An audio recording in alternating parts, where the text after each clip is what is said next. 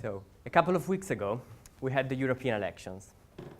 Now, during the campaign, before the elections, political parties organized meetings to share ideas and programs, provided they have any, which is not always the case.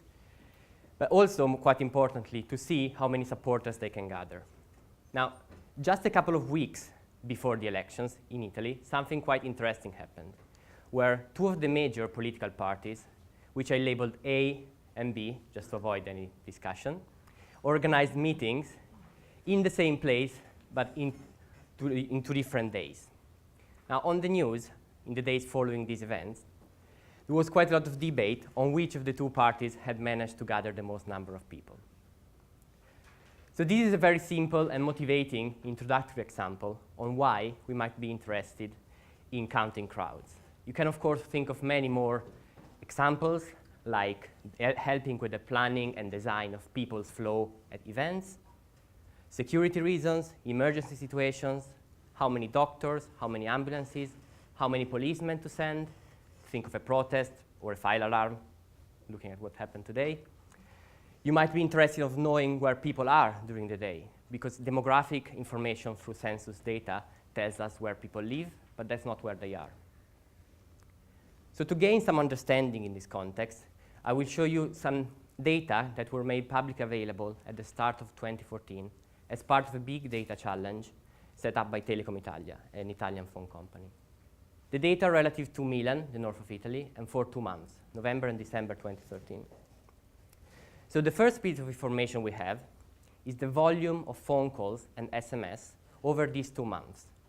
The volume of phone calls is aggregated in time intervals and is separated in a grid with 10,000 cells. In the slide, you can see a snapshot of these data, where red indicates a higher volume, and the red blob overlaps very well with the actual city center. The second information we have is the volume of access to the internet through smartphones. Again, it's very similar to what the previous data, aggregated in time intervals and separated in 10,000 cells. And the last bit of information that we have is the complete set of geo-localized tweets that have been tweeted in these 2 months. So it's a complete set of geo-localized tweets, roughly 400,000 tweets. Okay. So summarizing, we have 3 bits of information: the volume of phone calls. From now on, when I say volume of phone calls, I will actually mean phone calls and SMS. The volume of access to the internet through mobile phones, and the complete set of geo-localized tweets. Now, how can we use this information to approach our problem of counting crowds? The idea that Suzy, Tobias, and I had is that there are particular events which happen in localized spaces and where the number of people is easily recorded and publicly available. So in particular, we thought of football matches. Football matches happen in localized spaces, the football stadium. The number of people attending is easily determined by the number of tickets that have been sold. And so it seemed to us that football could provide a perfect case study to calibrate our model and gain some understanding. And also, very importantly, the Football World Cup starts tonight, so this is the perfect day to talk about football. So we have this information, we have this data. We can plot the time series, for example, of the volume of phone calls inside the football stadium. And this is how it looks. So you can see a very clear and evident pattern. You have 10 spikes. And in these 2 months, there have been precisely 10 football matches, which I labeled in the figure. So the information seems to be there. A very similar time series could be built by looking at the volume of access to the internet, and I will not show it at the moment.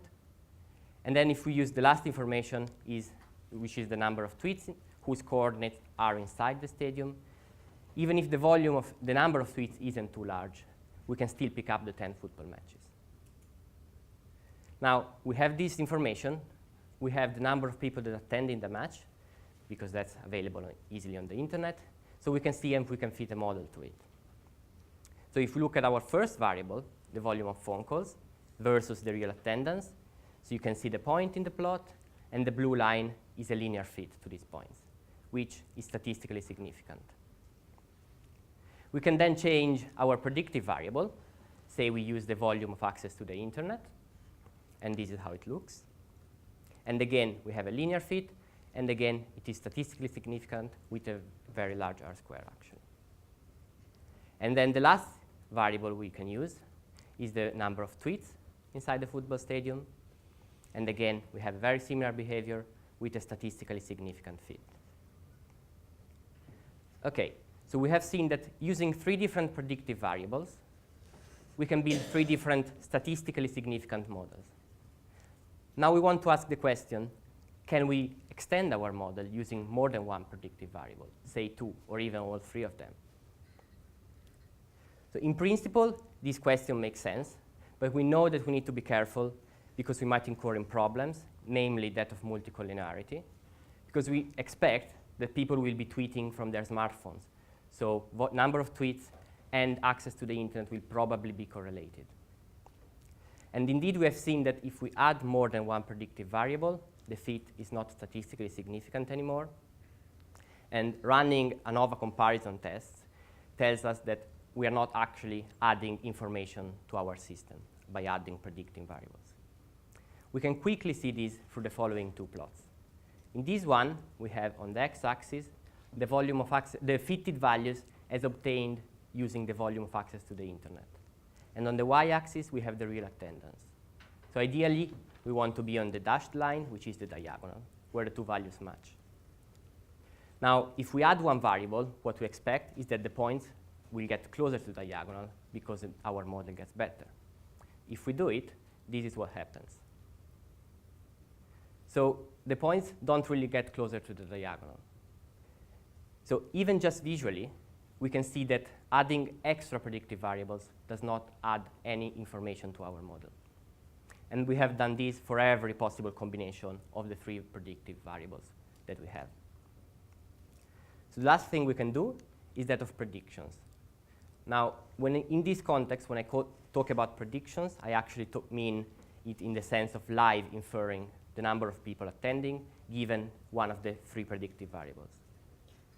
OK, so we have 10 football matches. We can fit our model with only 9 of them, saying we leave the last one out. Now, we have 1 point that we can try and predict the attendance to. And then we can leave the different one out every time.